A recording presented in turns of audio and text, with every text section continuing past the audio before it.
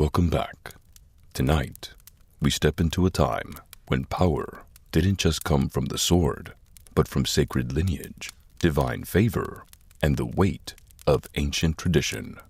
Picture a world where your ruler wasn't just king, but a living thread between mortals and gods, where every judgment, ritual, and feast was touched by myth.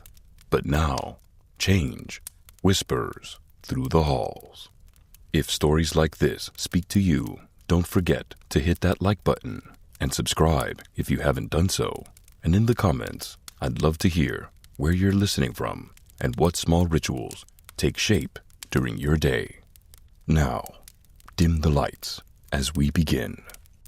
The quiet village square murmurs with low voices as you settle onto your worn wooden stool, the weight of years pressing down more heavily than ever before.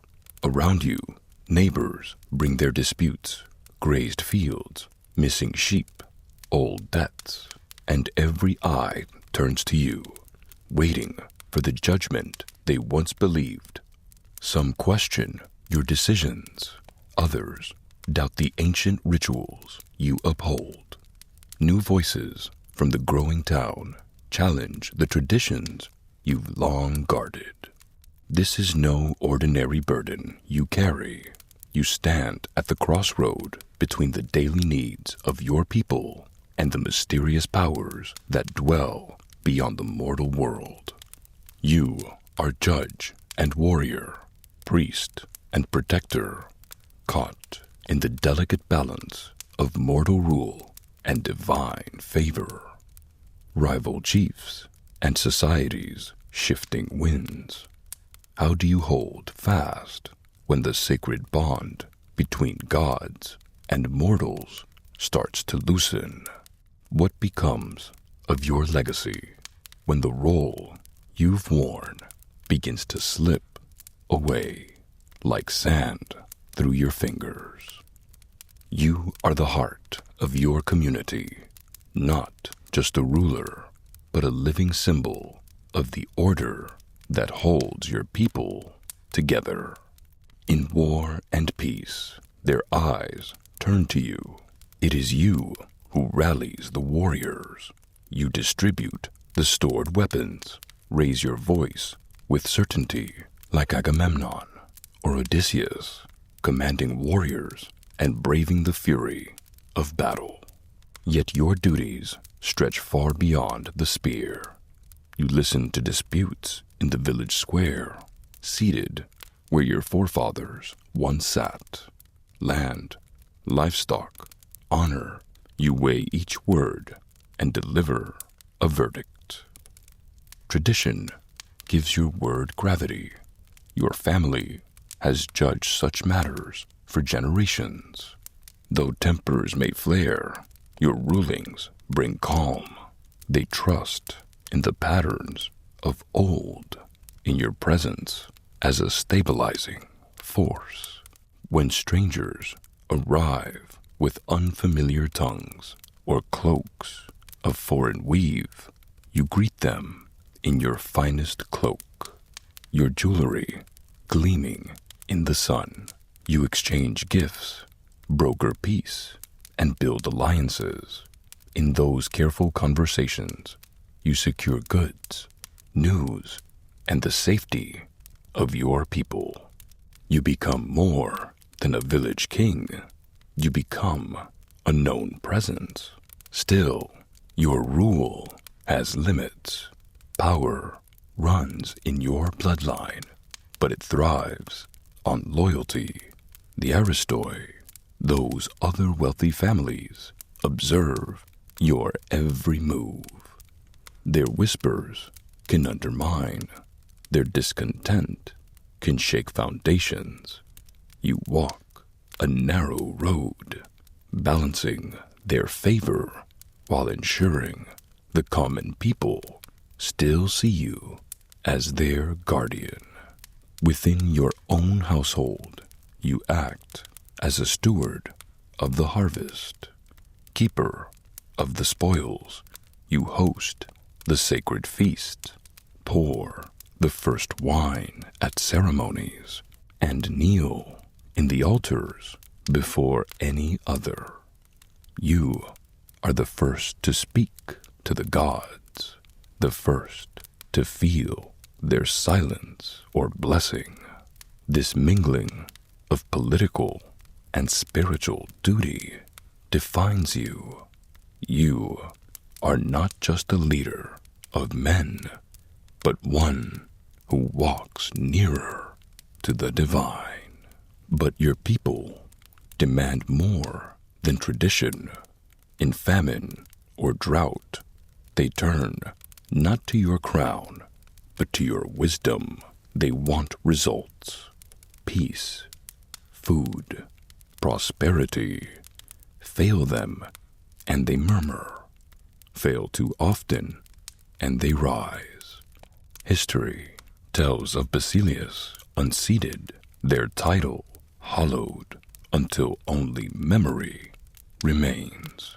And so, each day you rise as both ruler and man, stepping into a role that demands strength, wisdom, humility, and divine favor.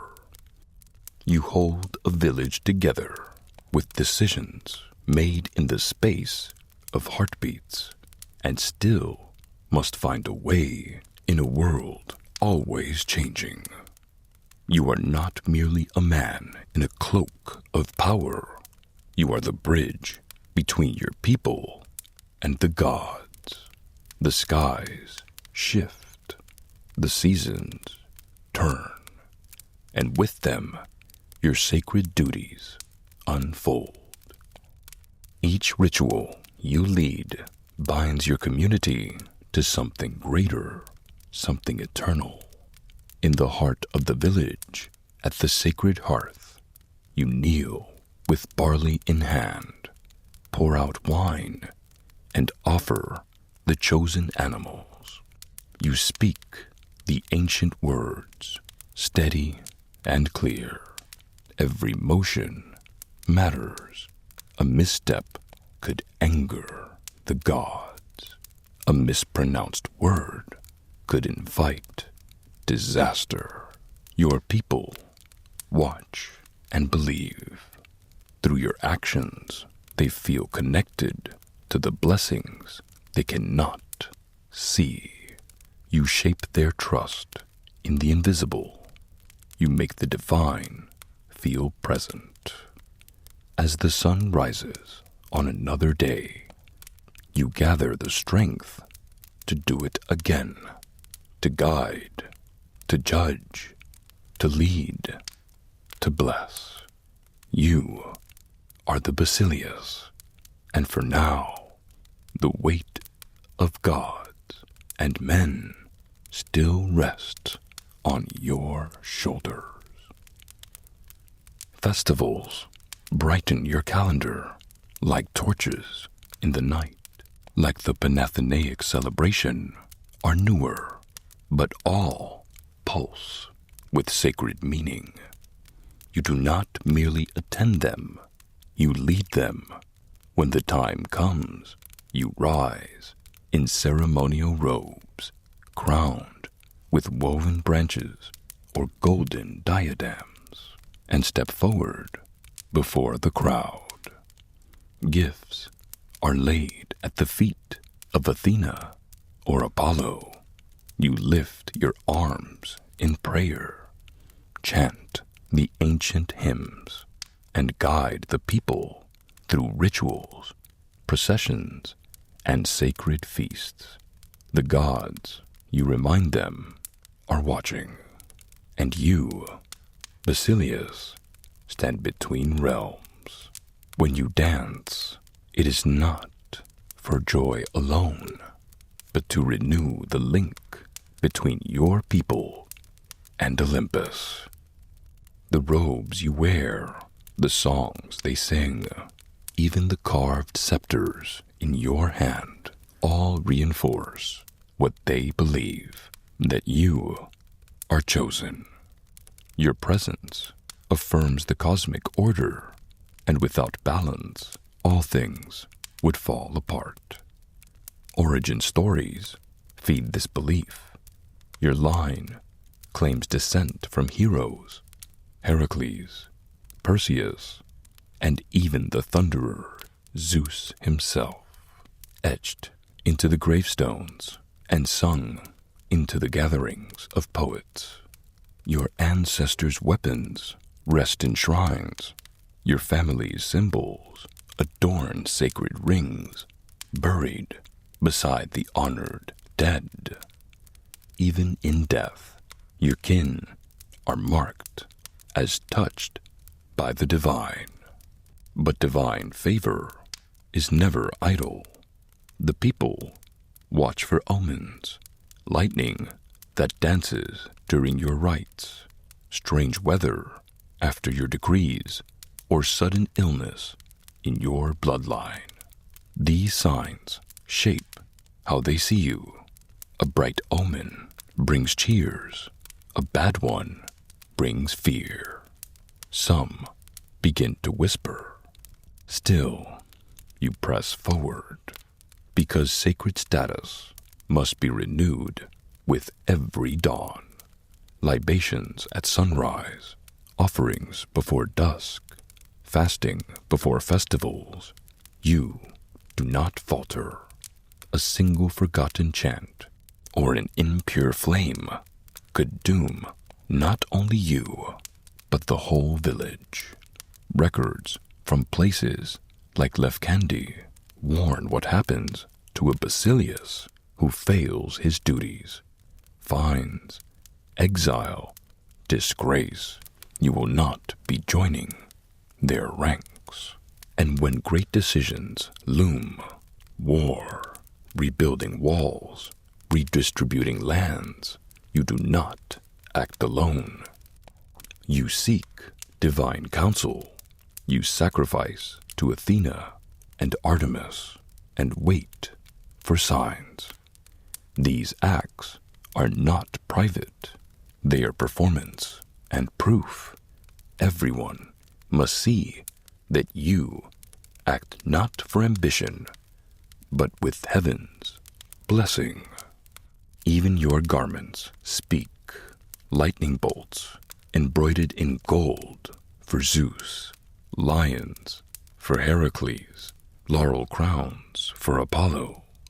When you walk through the agora, your people see more than a ruler. They see an axis around which the mortal and the divine spin together. And so, your authority deepens, not through iron or fear alone, but through the slow, careful work of ritual, sign, and belief. Your rule stands because it feels ordained. Your justice accepted because it echoes what they think the gods would will. You are not a man. You are the keeper of the sacred balance. And as long as they see you that way, your voice will still carry the force of heaven. The thick walls of your megaron tremble faintly, not with war drums, but with debate. Beyond the columns, voices rise and fall, not in chants of loyalty, but in questions. You sit at the edge of your throne, once the axis of all power, years ago. A single word from your mouth could still the winds. It bound men and gods alike. Now, even your closest advisors exchange wary glances, unsure if your voice still holds the weight of fate. You feel the shift, subtle, then staggering. Pride still lingers in your chest, but it coils now with uncertainty. The stories of your divine lineage, how your blood traces back to the heroes like Odysseus, even to Zeus himself, echo inside you with less clarity than before. As a boy, they filled you with destiny. As a man, they haunt you with doubt. Each time someone questions your ruling or walks away from the old rites, the gulf between legend and reality widens. At the great festival, you lead the sacrifice. The smoke rises in smooth curls, winding around your outstretched hands like a question the gods no longer answer. Some villagers bow in reverence. You feel their eyes, not with devotion, but expectation, as though they're wanting to see if your sacred role still holds any meaning, or if you're merely echoing a role that time has outgrown. From the far reaches of your land, word comes of councils held without you.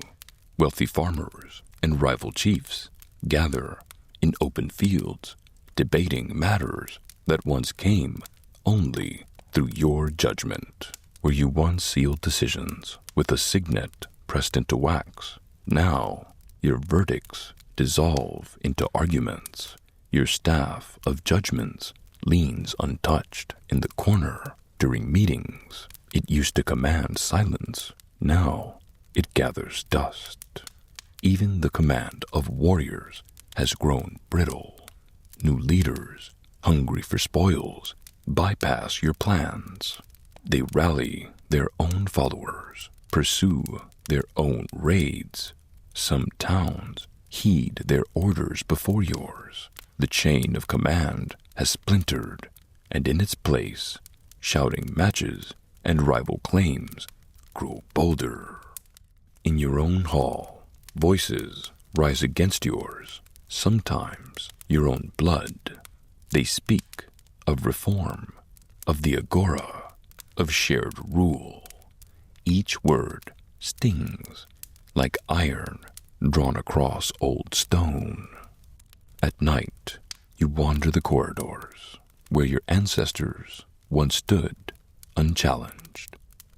The frescoes are chipped now, their painted faces faded. You trace them with your fingers and wonder, did they feel like this too? The slow erosion of certainty, the quiet fear that the gods might one day fall silent. The feast you host, once thunderous with praise, have thinned into rigid ceremony. The purple dye of your cloak weighs heavy, no longer a badge of authority, but a fabric of burden. The elder priest still look at you, their eyes pleading for stability, but the younger ones glance elsewhere, to foreign gods, to newer customs, whispered in distant towns. Day by day, you watch the order you once embodied begin to unravel. Artisans organize their own guilds. Merchants bypass your blessings. Laws, once spoken by your mouth, now face challenges from circles of elders convening on their own. In places like Pylos, landowners refuse your tax levies, hosting private festivals that draw crowds away from your altar. Each act carves another line into your brow, etched not by age, but by erosion. In Left Candy, you attempt one final gesture. You plan grand rites for your tomb, a monument not only to your body, but to the age of divine kinship itself. You summon every last ounce of ritual, hoping that grandeur can still awaken awe. Yet, even as incense rises and the chants echo, you feel it. This is not triumph. This is remembrance. And remembrance is what follows the end. The youth in your city no longer recite your name with reverence. Behind closed doors, they laughed at the old ways, whisperings of new systems, new freedoms. Your voice, once thunder in the court, now barely stirs more than polite silence. When you summon assemblies now, the crowds listen, but not out of fear or faith. They listen because tradition says they must. And when you speak of oaths and divine law, some eyes still shine, but others glance sideways, waiting for the next speaker. You begin to compromise, to negotiate, to retreat. You once ruled with one voice, but now you argue like any other man. Each day you walk the line between two worlds. One is fading, a world of heroes, sacred rights, unquestioned power. The other rises uncertainty, noisy, human. You feel the pull of both. Your crown sits on your head with the weight not only of glory, but of loss. You fight not merely to hold your place, but to make sense of what it means when the role itself crumbles beneath your feet. You are still Basilius, but your realm is not what it once was, and neither are you. Now that you've walked the path of the Basilius through battlefields, sacred altars, village disputes, and inner chambers, you see the role for what it was. More than power, it was a burden. It was symbol. It was the fragile tether holding a community to its gods, to its ancestors, and to itself. But no order lasts forever. As new voices rise and old certainties fall away, even the most sacred crown must yield. In the fading footsteps of the last Basilius, we find not only an end, but a beginning, where memory, adaptation, and hope begin to shape what comes next.